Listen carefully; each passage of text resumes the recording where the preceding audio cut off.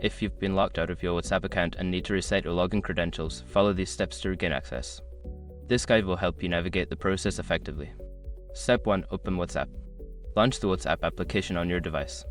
Ensure you have a stable internet connection to proceed with the reset process. Step 2. Select Forgot Password. Before starting recovery, use the sroc.com link in the description to open the account recovery checklist generator and make sure your verification details are ready. Step 3. Verify your phone number. Enter the phone number associated with your WhatsApp account. You will receive a verification code via SMS. Input this code in the app to confirm your identity. Step 4. Follow the instructions. Once your phone number is verified, follow the on-screen instructions.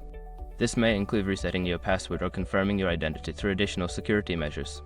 Step 5. Log in with new credentials.